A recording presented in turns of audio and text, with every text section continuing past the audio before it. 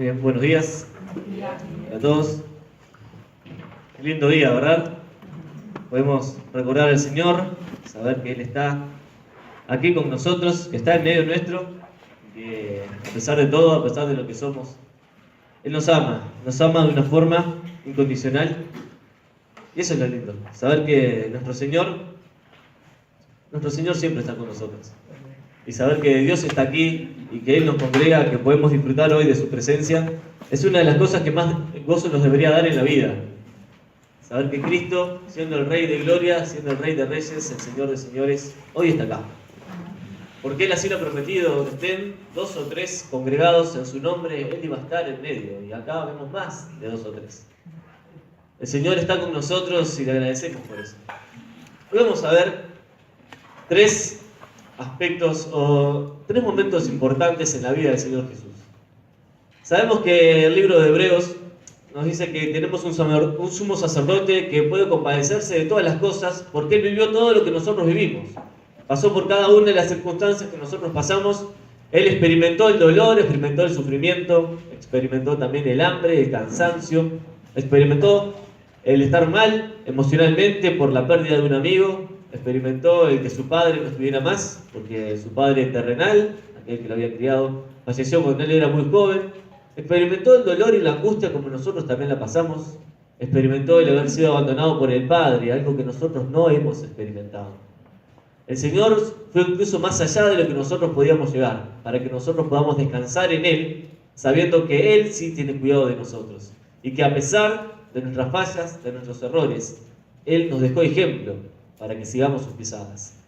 Hoy vamos a ver el enojo del Señor, vamos a ver la humildad del Señor y vamos a ver el perdón del Señor. Y quiero que me acompañen a 3 pasajes diferentes que están en 3 evangelios. El primero, en Mateo, capítulo 21.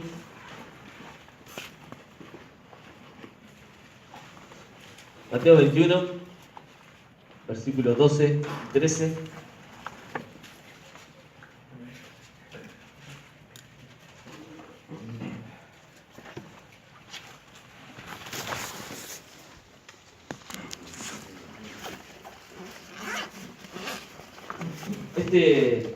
Estos 2 versículos están nada más ni nada menos que después de la entrada triunfal del Señor Jesús en Jerusalén. Hoy estamos celebrando ese día, recordando ese día cuando el Señor Jesús entró a Jerusalén, cumpliendo la profecía del profeta Daniel, de Daniel capítulo 9, cuando él decía que al cumplimiento de la semana número 69 iba a entrar el rey, sobre un asno iba a entrar a Jerusalén y que todos lo iban a celebrar.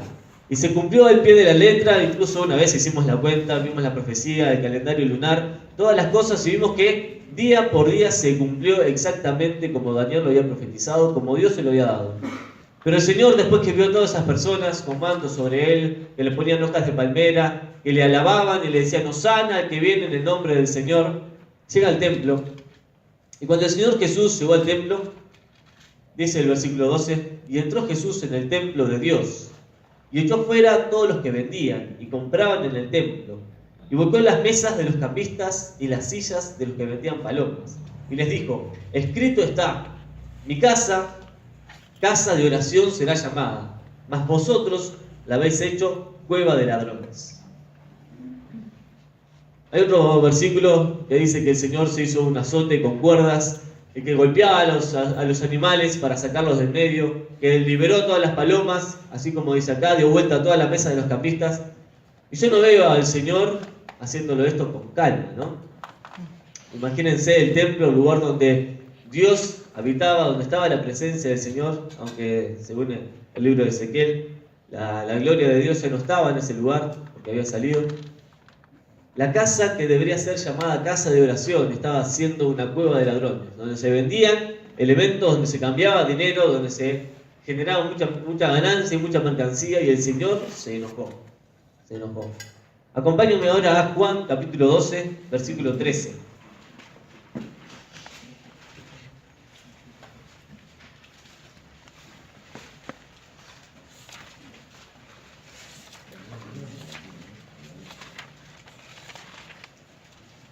Arrancamos en el versículo 12. Es el mismo relato que también encontramos en Mateo capítulo 21, en los versículos anteriores. Pero dice Juan 12:12, el día siguiente, grandes multitudes que habían venido a la fiesta, al oír que Jesús venía a Jerusalén, tomaron ramas de palmera y salieron a recibirle y clamaban: Hosana, bendito el que viene en el nombre del Señor, el Rey de Israel. Y asó Jesús un asnillo y montó sobre él, como está escrito: No temas, hija de Sión, he aquí tu rey viene, montado sobre un pollino de asna. Estas cosas no las entendieron sus discípulos al principio, pero cuando Jesús fue glorificado, entonces se acordaron de que estas cosas estaban escritas acerca de él y de que se las había hecho. Y daba testimonio a la gente que estaba con él cuando llamó a Lázaro del sepulcro y le resucitó de los muertos. Parece curioso, ¿no?, que el Señor Jesús haya entrado en un asno, en un burro, a una ciudad. Es curioso que un rey entre a una ciudad cuando todo el pueblo lo aclama como rey y que él entre como sentado encima de un burro.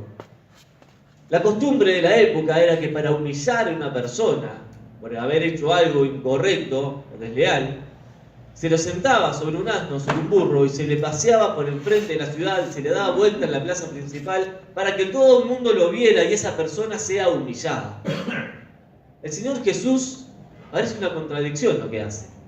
Todo el mundo lo aclama como rey, pero sin embargo él mismo se humilla y dice: yo he venido a servir y a poner mi vida en rescate por muchos. Vimos el miércoles pasado, estudiando la carta de Filipenses, cómo el Señor se despojaba de su gloria y tomaba forma de hombre, forma humana, para venir a rescatar a los hombres, a las personas, como vos y como yo. El Señor Jesús entonces se enojó, pero antes de eso él se había humillado. El Señor Jesús se humilló. En tercer lugar, vamos a ver que el Señor Jesús, aunque se enojó con las personas, aunque se humilló delante de esas personas, el Señor Jesús también perdonó. Lucas 23:34.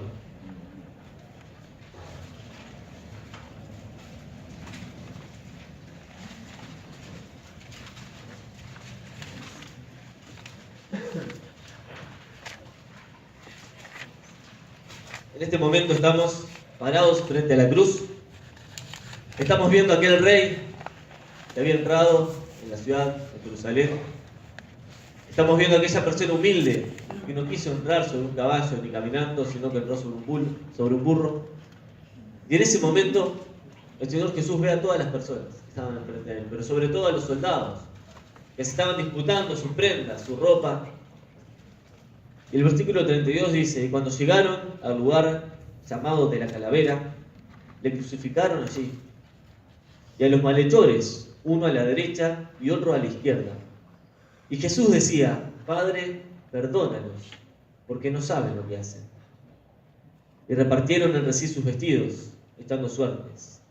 Y el pueblo estaba mirando, y aún los gobernantes se burlaban de él, diciendo: a otro salvó, sálvese a sí mismo, si es el Cristo, el escogido de Dios. Los soldados también le escarnecían, acercándose y presentándole vinagre, y diciendo: si tú eres el rey de los judíos, sálvate a ti mismo. Y qué contradicción nuevamente, ¿no? Padre, perdónalos porque no saben lo que hacen. Yo no sé si muchas veces nosotros nos detenemos a pensar en estos pasajes que tanto conocemos, si nos detenemos a ver el ejemplo que hay detrás de estas cosas. Pero en esta mañana vamos a ver estos tres puntos. En primer lugar, vamos a hablar del enojo, de la humildad, pero también del perdón. Oramos, hermanos. Nuestro Padre y Señor, Dios, sabemos que tú estás acá, que nos honras con tu presencia, que nos bendices, Señor, por medio de tu palabra. Te agradecemos por tu vida perfecta en este mundo, en esta tierra. Gracias por dejarnos ejemplo sobre todas las cosas para que sigamos tus pisadas. Señor, venimos ante ti y te pedimos que tú bendigas este tiempo, que bendigas este momento en que vamos a hablar de lo que tú hiciste, pero sobre todo, Dios, que tú hables en nuestro corazón. Que seas tú, Señor, hablándonos a nosotros. En el nombre de Jesús. Amén. En el versículo que leímos en Juan, capítulo 12, encontramos al Señor Jesús en una forma distinta como lo vemos diferentes ocasiones. Él venía de haberse humillado a sí mismo, de haberse presentado delante de las personas, de haber rechazado ese nombramiento de rey por el pueblo, porque el pueblo lo que quería era simplemente tener un rey que les diera de comer gratis, como él había hecho muchos milagros. Pero cuando él llega al lugar donde se debería adorar a Dios de verdad, donde debería llamarse esa casa de oración, el templo donde el Señor habitaba, donde la gloria debería ser dada a Dios, él encuentra que se estaban haciendo cosas que no era lo que Dios había establecido. Se estaban teniendo prácticas que iban totalmente en contra del principio bíblico, en contra de lo que Dios había hecho. Dios había prohibido este tipo de mercados, este tipo de negocios, y sobre todo en su templo, en su casa. Cuando el Señor Jesús llega al templo, hemos visto tal vez algunas películas o representaciones de esta escena. El Señor da vuelta a las mesas, echa a los cambistas afuera, dice: este lugar no es para esto. El templo no se ha edificado para que ustedes hagan un negocio en este lugar. Quiero hacer una salvedad. Esto no tiene nada que ver con lo que nosotros hacemos en la venta económica y la comida que se vende aquí en la iglesia. No tiene nada que ver con esas cosas. Porque el deseo del corazón de estas personas era enriquecerse a sí mismos, utilizar ese lugar porque venía una fiesta. Y una de las fiestas muy importantes para los judíos, donde iba a haber muchas personas que se iban a acercar al templo y estaban aprovechando la oportunidad para sacar ganancias para sí mismos. Estaban haciendo un comercio de la casa de Dios. Y eso es lo que Dios condena, eso es lo que el Señor Jesús condena en ese momento. Condena el corazón de esas personas, condena el deseo de esas personas, pero sobre todo condena la intención de utilizar la fe de otros en ganancia propia. Lamentablemente, en estos últimos tiempos escuchamos de muchas personas que juegan con la fe de la gente, que juegan con la fe de las personas, y que lo único que hacen es utilizar la fe de la gente, la fe de algunas personas necesitadas, para aprovecharse y sacar dinero y sacar ganancias deshonestas. El Señor Jesús llega, los ve, y el Señor Jesús se enoja. Pero la Biblia dice: airaos, pero no pequéis, no se ponga el sol sobre vuestro enojo. ¿Está mal enojarse? ¿Está mal? No. La pregunta es: ¿hasta qué punto no está mal enojarse? Al Señor Jesús no lo vemos descontrolado en este momento, insultando a las personas o diciendo cosas fuera de lugar. ¿Hasta qué punto no está mal enojarse? Yo les voy a contar algo que estuve investigando sobre este tema.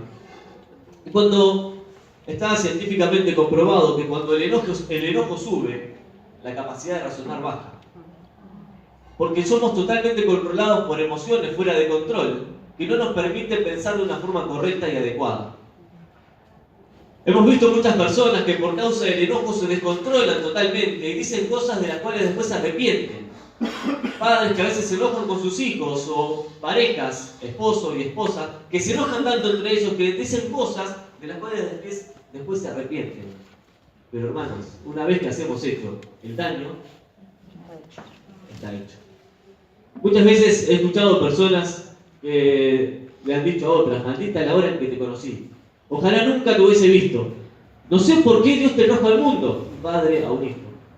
Una vez un hombre se había comprado un auto y él estaba contento con su auto nuevo y llevaba a su hijo de paseo atrás y el hijo venía tomando un helado. Y tomando ese helado, de repente el padre frena y ese helado se desparrama por todo el asiento de atrás, mancha todos los asientos. Entonces el auto era nuevo, recién comprado. Ve al hijo, se enoja, frena, para el auto, abre la puerta, le da una bofetada al niño en la boca. ¿Por qué no tuviste cuidado? Le dice: mirá lo que hice esto con el auto. Agarra el helado, lo tira. Y el niño quedó llorando, angustiado, porque el padre había frenado y ese helado se había desparramado en el auto. Y le había manchado todo el auto a ese padre. Yo estoy seguro que cuando llegaron a la casa, después que limpió el auto, después que pasó la situación, ese niño no se olvida nunca más de esa situación. Pero ese padre seguramente se arrepintió de lo que hizo. ¿Hasta dónde está mal no enojarse? ¿Hasta dónde tiene que llegar nuestro enojo? Miren, el Señor Jesús se enojó por algo que estaba haciendo en contra de lo que Dios había establecido. No se enojó porque las personas querían hacerlo rey y él no quería ser rey. No se enojó porque algunos estaban equivocados. Se enojó porque estaban siendo en contra de lo que Dios les había mandado. Se enojó con el pecado. Se enojó con el pecado. Muchas veces nosotros nos enojamos porque un hermano vino a la iglesia, se dio vuelta y no me saludó. Y me enojé con ese hermano, pero ¿cómo no me va a saludar a mí? A ver, hermanos, somos personas. Todos nos equivocamos. Muchas veces el enojo toma control de nosotros. Y cuando empieza a subir el enojo en nuestra vida, terminamos haciendo cosas emocionalmente incorrectas. Nos guiamos por la emoción del momento y algo que está, me atrevo a decir, prohibido, es tomar decisiones estando enojados. Porque si tomamos una decisión estando enojados, no estamos razonando correctamente, no estamos evaluando las cosas, no estamos contemplando lo que Dios quiere para nuestra vida, no estamos teniendo un tiempo de oración, no estamos siendo guiados por Dios en ese momento, sino que estoy siendo guiado por el enojo y tal vez al punto a veces hasta de la ira. Es un enojo aún peor. Porque si nos dejamos controlar por el enojo, las cosas se salen de control. Nosotros nos salimos de control y no tenemos a Dios en cuenta. No estamos siendo guiados por el Espíritu Santo. Cuando el apóstol Pablo nos dice, en diferentes epístolas, de las epístolas a las iglesias, nos dice, ser llenos del Espíritu Santo, dice, no os embriaguéis con vino, o sea, no sean controlados completamente con el vino, sino sean llenos del Espíritu Santo, o sea, sean controlados completamente mediante el Espíritu Santo de Dios. Para que podamos actuar de una forma sabia y correcta, podríamos decir, ser llenos de Dios, pero no seamos llenos de enojo. Dejemos que Dios nos controle, que el Espíritu Santo tome control de nosotros, pero no que el enojo tome control de nuestra vida. No está mal enojarse, y no, claro que no está mal enojarse, todos nos enojamos. A veces estamos mirando la tele, y a los varones sobre todo, empezamos a mirar un partido de fútbol, y muchas veces nos enojamos, ¿o no? El problema es que a veces nos enojamos con un jugador y le decimos muchas cosas a la tele, pero ese jugador no nos va a escuchar. Y las mujeres se ríen al lado nuestro y dicen, a ver, gritale más fuerte, capaz que te escucha. No te va a escuchar, no. Y a veces nos salimos de control. Y yo he visto personas totalmente descontroladas en una cancha de fútbol, gritando cosas, totalmente desesperadas, porque un equipo va perdiendo. Eso es un enojo fuera de control y hasta sin sentido. Es absurdo enojarse por esas cosas. Somos emocionales. Yo también me he enojado por un partido de fútbol. Nos llevamos casi en la sangre, digamos. Pero son cosas que no tienen sentido, que en realidad nos afectan y que nos hacen daño, nos hacen mal. Incluso lastiman a las personas que están al lado nuestro. Cuando el Señor Jesús vio lo que estaba pasando en este pasaje, Él solucionó el problema. Se enojó en ese momento. Quitó lo que estaba estorbando en ese momento. Pero, ¿cuál fue el acto seguido? ¿Qué pasó después? ¿Volvamos a Mateo capítulo 21? El Señor Jesús se enojó, pero no por cualquier cosa. Se enojó por un pecado que estaba pasando y que era público y que lo estaba viendo todo el mundo. Pero una vez solucionado el problema, versículo 14, el capítulo 21 de Mateo, dice, y vinieron a él en el templo, en el mismo lugar donde había acontecido el anterior, ciegos y cojos, y los sanó. Y los principales sacerdotes y los escribas, viendo las maravillas que hacía, y a los muchachos aclamando en el templo y diciendo, sana al hijo de David, se indignaron. Después que te enojaste con alguien, que pasó una situación violenta, como la que le había pasado al Señor Jesús, hay personas que vienen a ti, como vinieron al Señor Jesús, y que incluso por lo que vos hiciste después, otras personas puedan llegar a alabar y aclamar el nombre del Señor. Yo creo que en la mayoría de las situaciones donde he estado enojado o donde personas se han enojado alrededor mío, el acto seguido no fue sentémonos y adoremos a Dios porque estamos felices y contentos. ¿Cuál es la diferencia? ¿Qué es lo que cambia la situación? Lo que cambia la situación es la razón por la cual nos enojamos. Lo que cambia la situación es cómo solucionamos el problema en ese momento y hasta dónde llega mi enojo. Si me enojé de tal forma que no me importó la otra persona, que la lastimé y la herí, solamente porque yo estaba enojado y llegué a un punto que el enojo tomó control de mi vida completamente y no me importó incluso lo que pudiera llegar a decir, porque perdí la capacidad de razonar y de pensar correctamente. A ver, muchas veces nosotros no nos damos cuenta que de verdad tenemos intelecto, emoción y voluntad. Y que esas tres cosas conviven en nosotros y viven juntas. Emocionalmente, a veces somos fuertes o débiles. Intelectualmente, con la capacidad que tenemos de pensar y razonar las cosas, Algunos razonan más, otros razonan menos, otros actúan por impulso, pero todos tenemos la capacidad de elegir en qué momento dejar actuar de una forma o actuar de otra manera. Y cuando estas tres cosas están equilibradas y podemos pensar y razonar, cuando no nos dejamos llevar por la emoción del momento y cuando actuamos de una forma correcta, el enojo no se sale de control. El Señor Jesús nos dejó ejemplo para que sigamos sus pisadas. Si el Señor Jesús se enojó, nosotros también nos vamos a enojar, obviamente. Pero el Señor Jesús resolvió el problema de una forma excepcional. Él fue al momento, solucionó lo que había que solucionar, y no se bajó el sol. Y él seguía enojado. La Biblia dice, airaos, pero no pequéis. No se ponga el sol sobre vuestro enojo. Y hay familias que están enojadas durante meses, durante años. Y hay personas que dicen, esta persona para mí desapareció. Y podríamos ir, no vamos a ir ahora porque nos profundizaríamos mucho más en esto y no es la idea de esta mañana. Hebreos capítulo 12 y 13, cuando hablan del deber del cristiano, de la nube de testigos que tenemos alrededor nuestro, pero también de aquella raíz de amargura que puede salir en el corazón, que brotando en el corazón de una persona, contamina a todos los demás. Porque cuando vos te enojás, no solamente te afecta a ti mismo, afecta a las personas que están alrededor tuyo, y si es en la iglesia, afecta a la iglesia completamente. Porque una raíz de amargura es como ese veneno que empieza a salpicar a los demás. Y ya no sos vos solamente el enojado, el amargado, el angustiado, sino que empezamos a compartir esa amargura y se empieza a compartir con los demás y se hace una ola tan grande que no podemos llegar a frenarla, porque nos dejamos dominar por la emoción del momento. Somos seres emocionales, pero las emociones dependen de los estímulos.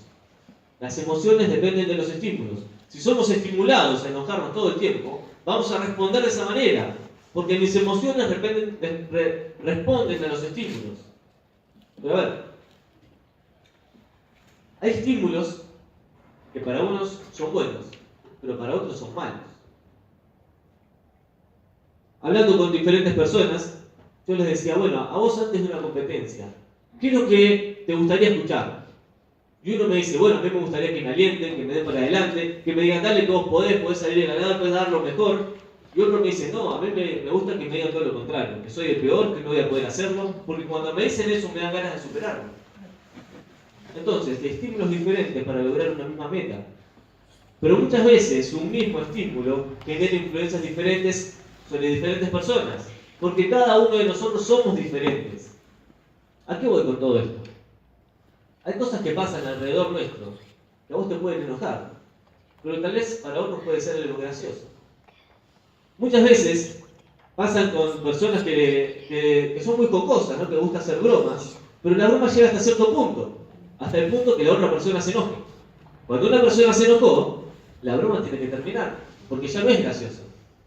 Entonces, los estímulos que están alrededor nuestro condicionan la emoción nuestra y el momento emocional en que estamos.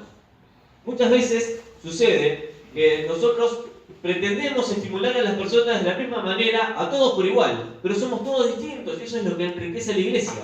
Por lo tanto, cuando empezamos a conocernos de esta manera, empezamos a decir, pastor, sucedió una situación en la iglesia y algunos se alegraron y otros se pusieron tristes. ¿Y por qué? Y bueno, porque somos distintos.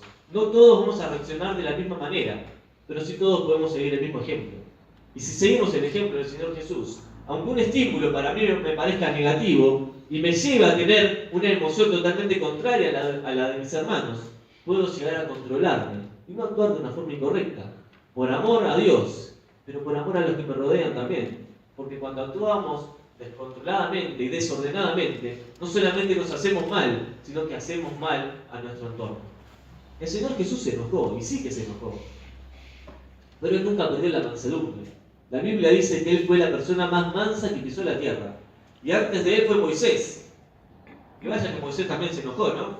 Cuando bajó del monte y vio que habían hecho un becerro de oro, agarró su becerro, lo prendió a fuego, lo quemó todo, lo hizo polvo, se lo tiró en el agua y le dijo, y ahora tómenselo. Pero nunca perdió la mansedumbre, se enojó con el pecado.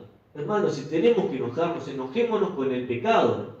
Pero una vez solucionado el problema del pecado, amemos a la persona. Porque las personas nos equivocamos. El pecado se condena, pero yo no puedo condenar a un hermano. Porque si Dios nos perdonó, nosotros no tenemos la capacidad, ni mucho menos la autoridad, de condenar a una persona que Dios ya ha perdonado. Nuestro enojo no debe llegar hasta ese punto. Si nos enojamos, enojémonos con el pecado. Pero una vez solucionado el problema, volvamos al amor de Dios. Volvamos a servir a Dios. Cuando nos enojamos, no tenemos que pensar, bueno, ahora me enojé, no estoy mostrando el amor de Dios. Porque el Señor Jesús lo que estaba haciendo era justamente mostrar el celo que tenía por Dios. Mostrar que Él de verdad amaba a Dios. Y que esa situación se estaba saliendo de control porque las personas no estaban honrando a Dios con lo que hacían. No significa que cuando nos enojamos no mostramos que amamos a Dios. Qué lindo podría ser que digan, esta persona se enojó, pero sin duda que ama a Dios, porque si no, no se hubiese enojado de esa manera. Y a veces parece todo lo contrario, ¿no? Aparecen situaciones en la iglesia o con hermanos, y en vez de molestarnos por comentarios fuera de lugar, o por cosas que no se deberían hacer, y corregir, como el Señor Jesús lo hizo, nos reímos de esas cosas y somos partícipes. Cuando de verdad nos debemos enojar, en realidad no nos enojamos. Y como que nosotros mismos nos contradecimos, porque amamos a Dios, pero celebramos el pecado. Cuando el Señor Jesús amaba al Padre y condenó el pecado y se enojó con el pecado de esas personas. Tenemos que tener las cosas bien claras. Y tenemos que ser conscientes de que el Señor Jesús y que el Espíritu Santo está en nosotros y con nosotros. Cuando nosotros vemos una situación así, hay que solucionarla. Pero hermanos, no nos dejemos controlar completamente por el enojo. Cuando se solucionan los problemas, el enojo tiene que quedar de lado y tenemos que volver a la comunión. Como estas personas lo hacían. Los jóvenes alababan a Dios de nuevo. Decían, Hosana al Hijo de David. Que la gloria pueda ser para Él siempre, en cada momento y en cada lugar. Pero el Señor Jesús no solamente se enojó y mostró su enojo, sino que Él antes había humillado a sí mismo. Y en humildad había entrado en un burro, frente a todo el pueblo, frente a toda la ciudad. Todos pudieron verle y tal vez algunos hasta se burlaban de Él. Los sacerdotes y los fariseos en ese momento se indignaban porque había personas que alababan a Dios y que reconocían que Jesús era el Hijo de Dios. Pero cuando nos enojamos, un paso previo al arrepentimiento y al pedir perdón es la humildad. Es importantísimo esto, porque muchas veces nos enojamos por situaciones, pero a veces nos enojamos con personas. El Señor Jesús se enojó con las personas y por toda esa situación.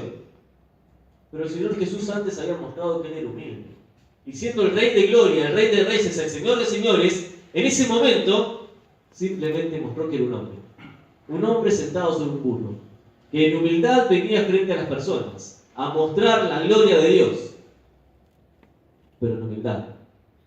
Cuando las personas quisieron exaltarle, Él se humilló.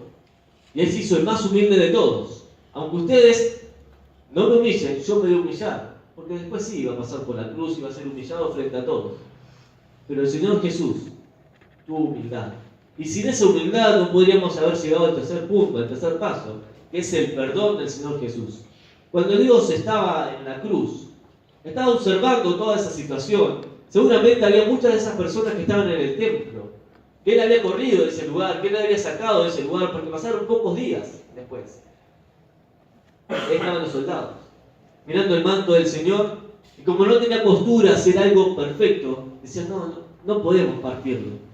Y se cumplía la profecía, que sobre sus cosas iban a echar suertes. Y echaron suertes sobre su ropa.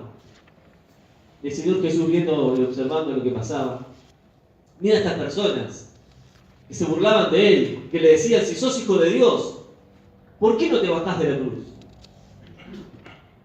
Y Él decía, porque soy hijo de Dios, no me voy a bajar de la cruz. Y el Hijo estaba frente a todos, siendo humillado nuevamente. Pero en ese momento les dijo, Padre, perdónalos, porque no saben lo que hacen.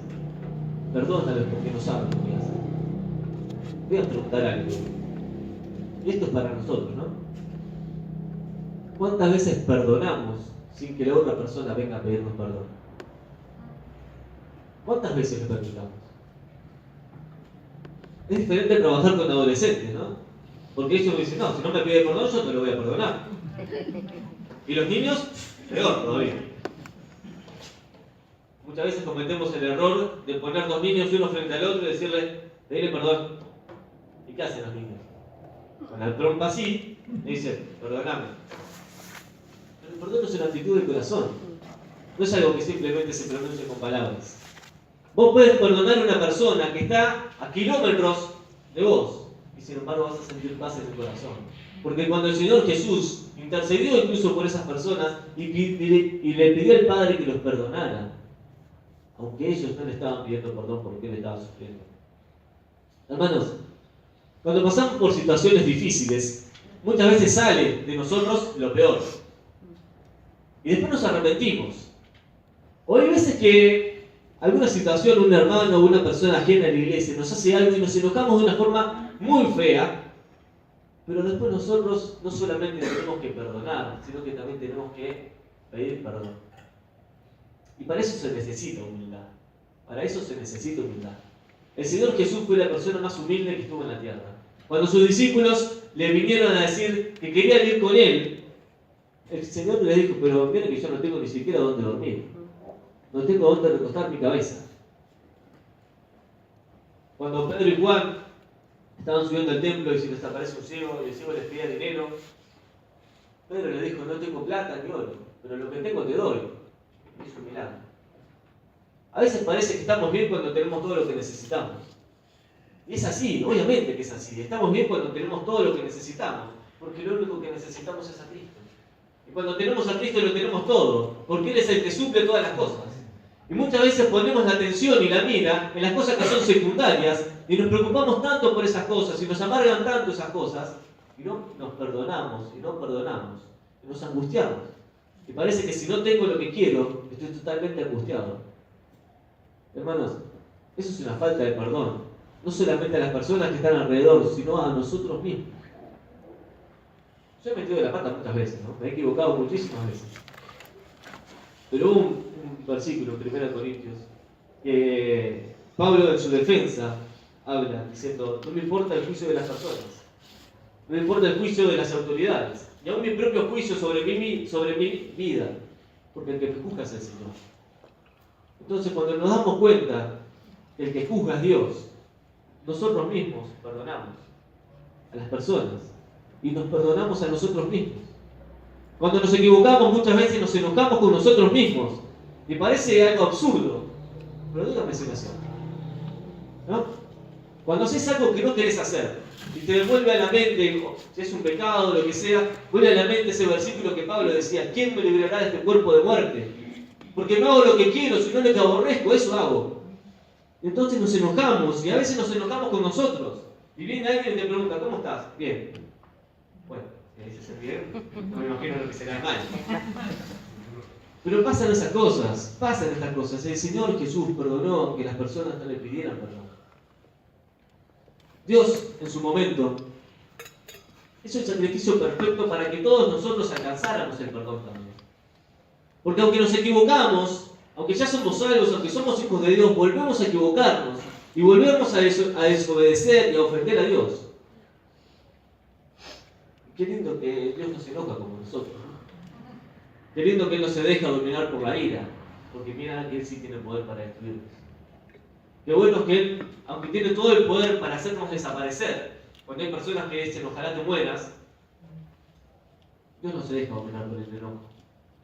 Aunque sí que Él se enoja, porque la Biblia dice que Él odia el pecado, pero ama al pecador. Y Él nos ama a nosotros, y como nos ama tanto, aunque pecamos y desobedecemos, su misericordia se extiende todos los días. Y su gracia nos vuelve a perdonar. Aprendamos de esta gracia, aprendamos a tener misericordia. El profeta decía, porque misericordia quiero y no sacrificio. Y conocimiento de Dios más que holocausto. ¿Qué es tener misericordia? Aplicar la misericordia a los hermanos es aunque te equivoques y merezcas ser condenado. Como Dios te ama, no te da todo lo que mereces. Muchas veces nosotros vemos que las personas se equivocan, pero es más fácil observar lo que hace otro que darnos cuenta cuando nos equivocamos nosotros. Si a nosotros nos gusta que las personas tengan misericordia y nos entiendan y nos comprendan y nos perdonen y nos amen, nosotros no podemos hacer menos que eso. No podemos no amar a las personas, no podemos no tener misericordia de las personas, no podemos no entender a las personas. Necesitamos hacer eso porque si demandamos algo, lo mismo tenemos que estar dispuestos a dar. Cuando nosotros demandamos algo, tenemos que estar dispuestos a dar lo mismo. El Señor Jesús se enojó, pero el Señor Jesús tuvo la humildad suficiente para estar en medio de esas personas. Y yo estoy seguro que el Señor Jesús se quedó en el templo e hizo los milagros que hizo, y las personas alabaron a Dios porque no tenían cuentas pendientes con nadie. Porque todas las personas que estaban allí se dieron cuenta que lo que habían hecho estaba mal y salieron. ¿Nunca te pasó que llegás a un lugar y decís, ojalá no esté fulano de tal? ¿Por qué? Porque hay cuentas pendientes que no hemos solucionado. Hay cuentas pendientes que todavía no hemos saldado. Y entonces no nos sentimos cómodos porque, llegó. ¿Y por qué? ¿Por qué? Porque a veces elegimos tener un bien menor antes de un bien mayor. ¿Qué es tener un bien menor antes de un bien mayor? Situación X. Una persona se ofende porque yo hice algo. O yo me ofendí con otra persona y me enojé. Y tengo dos opciones. Una de esas es, ya se me va a pasar, ya está, no le voy a pedir perdón. Y si él me pide perdón, también le perdono y ya está. Pero si él no viene, yo no voy tampoco. ¿Y qué pasa? Bueno, en primer lugar hay un orgullo en el corazón que no me deja actuar. Pero después elijo dejar pasar la situación porque es más fácil. Y eso vendría a ser un bien menor sobre un bien mayor. Porque el bien mayor es más costoso. Requiere de un esfuerzo, requiere de un sacrificio, requiere de humildad. Pero tiene mucho más galardón que el otro. Porque el bien mayor es ir y hacer lo que tenés que hacer. Acercarte a esa persona, pedirle perdón si hiciste algo. Y si la otra persona hizo algo malo, venir y aclarar las cosas. Eso es un bien mayor, porque te da paz. Porque no te quita el gozo. Porque no vas a poder andar por el mundo esquivando a la gente. Y no vas a tener la necesidad de hacerlo. Vas a poder saludar a todas las personas, sin peso en el corazón, sin rencor. Y sin nada que lo impida. Ese es el bien mayor. Muchas veces elegimos el bien menor antes que el bien mayor. ¿Por qué? Y no, ¿qué le voy a pedir perdón? Que venga él, que venga ella. Hermanos, tomemos el ejemplo del Señor Jesús. Si Jesús se quedó en el templo y siguió enseñando y siguió hablando y las personas adoraron a Dios en ese lugar, es porque Él no tuvo cuentas pendientes con ninguno de los que estaban allí. Él estaba en paz con el Padre. Qué lindo sería que todos nosotros podamos estar en paz con el Padre todo el tiempo. Que no esas deudas pendientes. Vieron que cuando nosotros tenemos una deuda, esa deuda, ¿qué pasa? ¿Se queda congelado o empieza a crecer? Aumenta, y aumenta, y aumenta. Y cuando pasa el tiempo, es cada vez más difícil pagarla. Y bueno, sabemos consecuencias, ¿no?, de esas cosas. ¿Qué nos hace pensar que las deudas pendientes con las personas alrededor nuestro es diferente a eso? Pasa el tiempo y parece que el dolor se convierte en un callo. Y es más difícil sacar el callo cuando estás sujeto al corazón, cuando está arraigado al corazón. Porque de ahí sale después la raíz de amargura. No nos permite disfrutar de todo lo que vivimos, de todo lo que vivimos y de todo lo que Dios tiene para nosotros. Hermanos, si tenemos que enojarnos, enojémonos con el pecado. Si tenemos que pedir perdón, pidamos perdón con humildad. Si tenemos que perdonar, aunque no nos pidan perdón, hagámoslo. Porque Cristo así lo hizo. Si nosotros nos comparamos con alguien, comparémonos con el Señor Jesús. Él lo hizo. Y creo que no le frena. Me parece que es el mejor ejemplo que podemos seguir. Cuando nosotros nos presentamos frente a la palabra de Dios, hay cosas que no podemos dejar pasar. Y esta es una de ellas. Estamos en un domingo donde celebramos que el Señor Jesús entró a Jerusalén. Y al ver la entrada del Señor Jesús, no podía dejar pasar todo lo que había pasado antes y lo que pasó después. El Señor Jesús nos dejó ejemplo. Él iba rumbo a la cruz. Él iba rumbo a hacer el sacrificio más grande del universo entero, de toda la historia de la humanidad. Pensando en vos y pensando en mí. Personas que no merecemos su perdón. Nuestros hermanos merecen nuestro perdón. Hay personas a nuestro alrededor que tal vez nos ofendieron y que vos pensás que no merecen ser perdonados. Bueno, tengo una noticia, vos tampoco mereces ser perdonado. Yo tampoco lo merezco. Sin embargo, Cristo fue a la cruz para perdonarme a mí, para limpiarme de mi pecado. Cuando Él fue a la cruz, Él pensaba en vos. Y Él nos amó tanto que se entregó a sí mismo para que nosotros alcanzáramos ese perdón, para que nosotros quitáramos la carga de pecado de nuestro corazón y disfrutemos de la comunión con Él. ¿Saben lo que pasa? Muchas veces es como que le hacemos elegir a Dios entre sus hijos. A ver si Dios tiene hijos favoritos. Porque yo estoy bien con Dios, pero aquel está mal. Por lo tanto, Dios me tiene que preferir a mí y no al hermano. Y eso es un pensamiento muy equivocado. Dios no tiene hijos favoritos. Dios ama a todos sus hijos por igual. Voy a meter tal vez en un tema un poco más complicado. Hay personas que no se congregan en las iglesias que nosotros tenemos, que no se congregan en nuestras asambleas. Y nos creemos mejores que los demás, porque decimos que nosotros solamente tenemos la verdad y predicamos la Biblia. Y le hacemos elegir a Dios entre un hermano y otro. Y Dios no tiene hijos favoritos. Si somos hijos de Dios, somos todos hijos de Dios. ¿Por qué no voy a saludar a un hermano que se congrega en otra iglesia? ¿Qué soy? ¿El hijo favorito de Dios? ¿Soy más preferido que Él? ¿Tengo más privilegios que Él? ¿Tengo más sangre de Cristo derramada sobre mí y soy más limpio? No. Eso no nos tiene que confundir al punto de llegar a no ser celosos de la enseñanza bíblica. No estoy diciendo eso. Pero Dios tiene hijos. Los hijos de Dios son todos hijos de Dios, aquellos que han alcanzado el perdón y aquellos que han sido salvos por la sangre de Cristo. ¿Quién soy yo para decir lo contrario? O para decir, nosotros estamos más cerca porque somos más hijos. No somos más hijos ni menos hijos. Somos hijos y herederos, y la Biblia es clara, de la misma promesa. Y si tenemos la misma promesa, ¿por qué tenemos que clasificar a unos y a otros? No, esa no es nuestra tarea. No es nuestra tarea. Si tenemos una tarea es conocer a Cristo y darle a conocer.